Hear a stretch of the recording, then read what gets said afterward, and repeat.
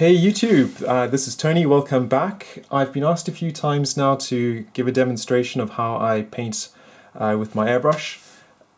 Some people seem to be having problems with over-thinning or getting orange peel or splodges and just not getting smooth coats. So I thought I'd give you a tutorial on how I use my Model Air. So the first things first is to use a primer. You could always sand your part a little to make sure your paint adheres. That just sounds like a bit of a pain to me, so I use the Vallejo surface primer. You could also use stuff out of a can, that seems to work really well. It also means you don't have to clean your airbrush and it's quite quick. But anyway, that's what I have. I've got the Model Air. That's what I only spray through my airbrush from Vallejo. They say that you can paint that or apply that straight out of the bottle. And that it's been pre-thinned. I find that my paint dries too quickly in the airbrush in terms of tip dry. I get tip dry really quickly. So what I do is I also just thin it out with Liquitex Airbrush Medium. I used to use the airbrush thinner from Vallejo itself. I found that quite expensive. But even though it's just in the down the road in Spain. But I guess because of the smaller quantities, it just works out to be quite expensive per milliliter compared to Liquitex. Liquitex is from the States, comes in larger bottles because you can also buy this from generalist or art shops rather than having to go to specialist model shops. That also could account for the reason of the price being cheaper in the UK. So I use generally maybe about 20% Airbrush Medium and 10% of Slo Dri. So a very important thing with the Slo Dri retarder, this also prevents, or it helps the paint dry slower, which also reduces tip dry. It doesn't have a binding agent, so if you put too much of this stuff in here, what you're actually doing is just creating a very thin coat that's not really going to stick, and it's going to be quite translucent, I guess. So be very careful when using that stuff. So I'm going to use the two pieces from my previous tutorial on gloss coating and applying panel washes. I'm just going to paint over those with my blue. Before I go to that, I first need to do the primer. I've decanted my retarder into different bottles as well as my thinner.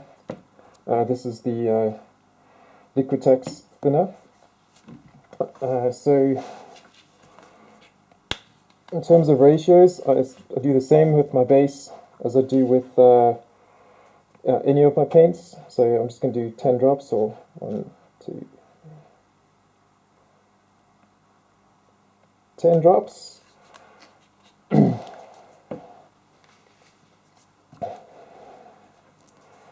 then I apply a bit of thinner. So I'm saying 20%, so technically it should be a bit more than 2 drops, but 1, 2, 3. And these figures don't have to be exact. And the retarder, again, you don't want to have too much. So I'm literally just going to put in 1 drop of retarder. Because this is now all gone into my color cup, I simply do a back flush. So just holding the nib. And I just let that bubble. So that will mix up my paint quite nicely with the thinner.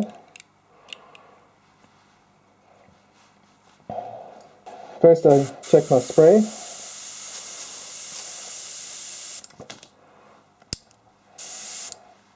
So you can also always do tests on the paper, so I guess let me just show you that. So as you can see there, you can see it's already pooling and blowing it away. If you do that to your part, you're obviously going to flood it.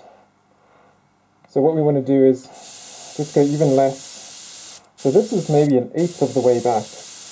And as you can see there, you don't hold it in place, because obviously if you hold it in place, you're just going to create a swimming pool, like I'm doing there. So just gently back and forth.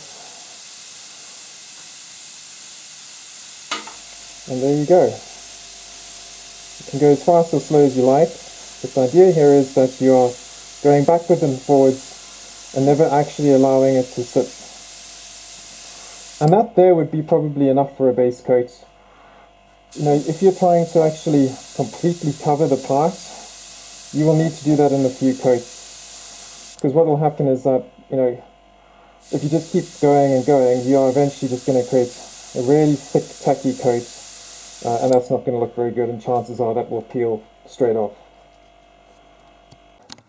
Okay, so now that I've found my optimal setting of my paint spray, I'm just going to go over my piece,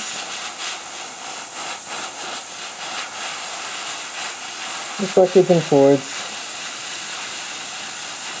You know, I'm painting at about 15 psi, so quite a low pressure. That's why I can go quite close. And the reason for going close is I don't want the paint to dry in the middle of the air and create a rough texture.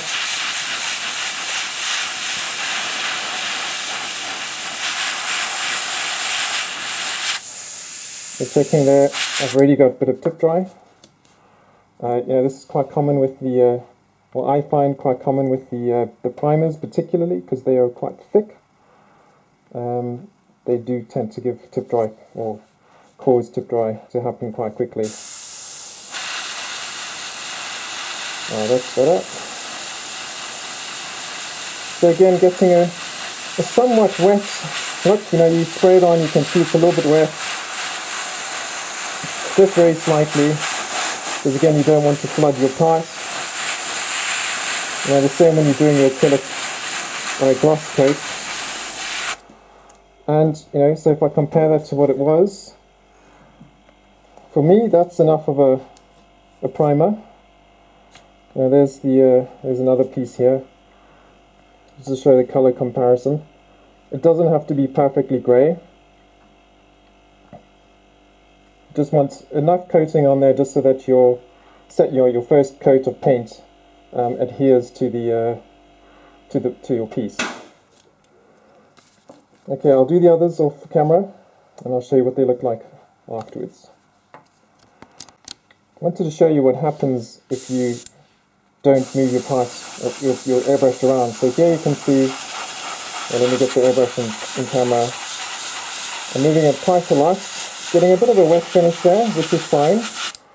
But as you can see, it's starting to pool over there, just in the corner there. So that's too thick already. So I mean, like, if I hold the piece down, and this is what some people, if you can actually start seeing the paint swimming around, you're just holding the piece, you know, you're just not moving around enough. So you can see that it's all pooled. I mean, it's looking very glossy now, but this is probably going to result in a bit of an orange peel finish.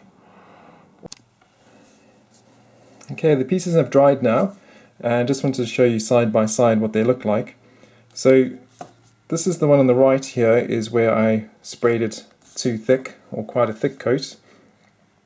If you can see there, you can actually see some of where the paint is kind of like accumulated and dried. It did actually self-level, which surprised me, but you know, it's kind of got like a multicolored kind of finish. So if you were doing this as a top coat, or you know, if I was painting the blue and you were letting it pool, you wouldn't get a smooth, even finish. I'm just trying to catch the light there so that you can see it. So by comparison, this is the other one where I just did lots of short little bursts. As you can see there, I think it's actually very smooth and very even in terms of texturing as well as color. So obviously for a base coat, which I did here, this doesn't matter because I'd be covering it anyway. But this is just showing, like, you know, very light, short little, you know, moving the airbrush constantly all over the show, just doing tiny little coats until you get a good coverage. So now I'm going to paint the blue. I'm going to just continue painting the way I would normally, and you'll see how many coats we actually need to cover the part properly. So again, we're not going to just do one thick coat. We're going to do probably 2 thinner coats, and that should be enough. Alright, so I'm just painting one part, so I'm not going to have too much, or I'm not going to mix too much paint, but I'm just going to do 5 drops of blue. 1, 2. So that's 5. So what I would do normally if I had 10 drops, I'd do, you know, maybe 2 drops of thinner and 1 drop of retarder. But in this case, I'm just going to do 1 drop of each. So really just thinning it down ever so slightly. And you can obviously thin a little bit more. but then you're obviously risking creating a very, very, thin coat, or thinning your paint too much, and then you can't actually get good coverage. Okay, let's close my bottles quickly. So I still have the same settings as I was using before in terms of my airbrush. So still 15 psi. I guess I've got this hardened Steenbeck Infinity, which lets me actually control or lock in the actual pullback. So if you can see here, it's actually locked to just go a very small fraction. I will still test a small area to make sure. So here you can see actually it's already spreading. So I was saying the other day, that the base coat is a lot thicker. So if you can see here, it's pooling quite quickly. So that's just definitely too much paint. So I'm definitely going to open the nozzle a lot less. So there you can see, but still moving quite quickly. And then there you go. So this is now maybe pulled back maybe 1/10 of the way, actually, not even 1/4. But even if I let it stand, I will end up pooling it, but it will be more difficult to do so. So just doing, backwards and forward strokes, very small amounts of paint coming through, and just keep doing that and give it the opportunity to dry. Again, just going to have some thinner on a cotton bud to make sure that I can clean my tip dry, which I know I will get repeatedly. That's okay. Sorry if it's all out of focus. Okay, so let's paint the part.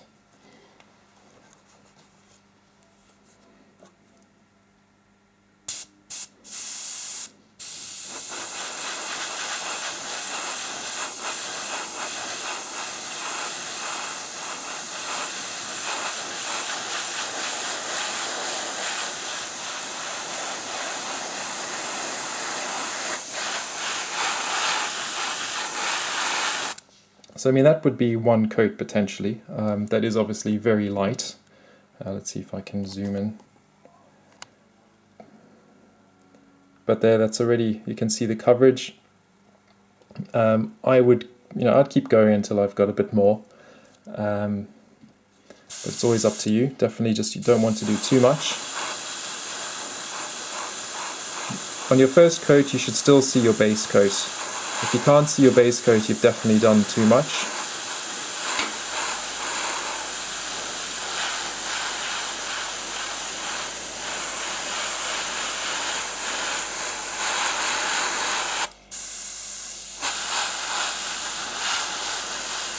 Sometimes I just check the paper just to make sure that I do actually have blue coming out, because of obviously with the tip dry, once that tip is clogged, you actually won't get any paint coming off it anymore. So sometimes you do actually need to check that you are getting paint coming out of your airbrush. I hope this is in focus. Maybe if I go closer to the paper. There we go. So as you can see, I've gone backwards and forwards over the piece quite a lot. Just very small amounts of paint. Just absolutely removing the opportunity for the paint to cool.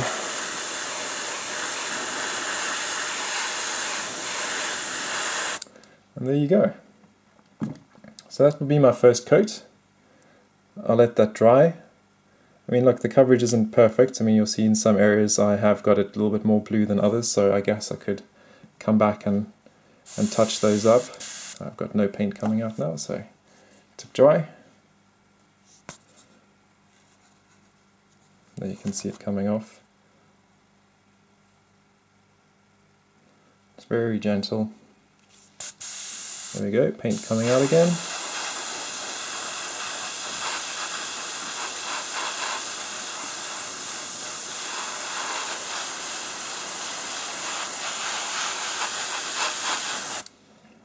And there you go. I'm happy with that. Again, not perfect, but once I've got my second coat and it's completely covered, that will all even out quite nicely. Okay, see you in 1 hour. Okay, so the paint's now dried. What you will also find is that as the paint dries, it becomes a little bit more opaque. So again, you need to always fight that urge to just completely cover the part to make sure it's all nice and consistent. And that's also where you find you've sprayed too much paint. You actually need very little paint. It's quite incredible when you're using the airbrush, how little you actually need.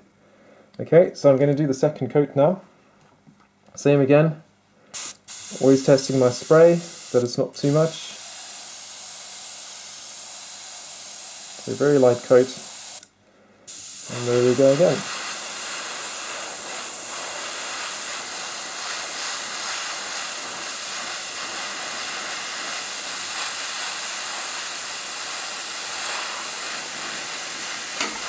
The other advantage of keeping it really, light in coating is that you give the paint the opportunity to dry as you're actually spraying,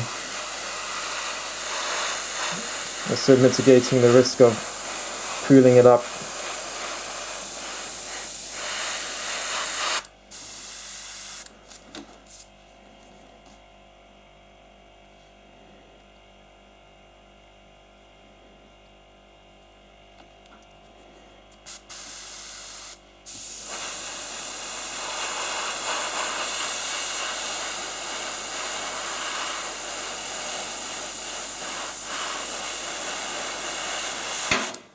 I think I might go open it a little bit more now. I'll just do a broader stroke now that I've got the foundation down. So ever so slightly wet there.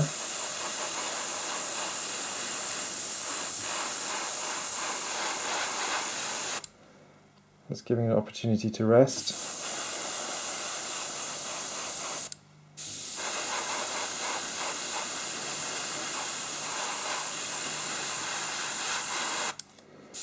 So still moving very quickly all over the piece.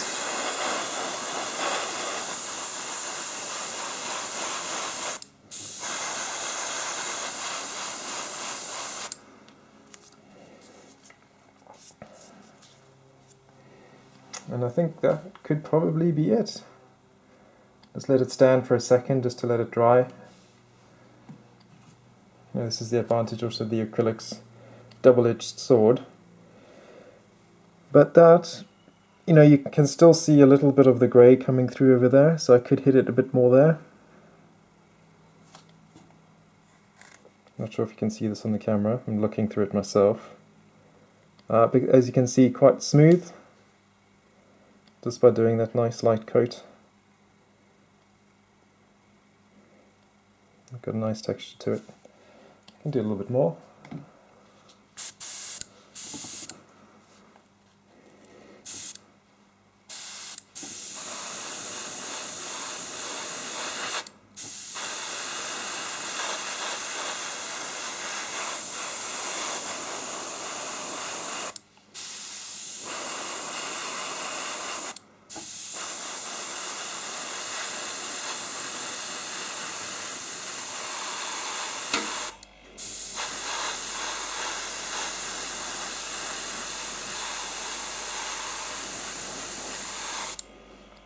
So at the moment you can see I'm spraying it ever so slightly wet. That actually lets you see where you've actually placed the paint down, because you do get to a point where the colour's looking really solid and you don't actually know if you're putting paint down, and you might end up just overcoating. So I think I was saying earlier you could have also used the airbrush itself to just dry or accelerate the drying. So I'll do that now. So I'm just cleaning the tip first. Just blowing out air. There you go, I'm just drying the part. And there you go.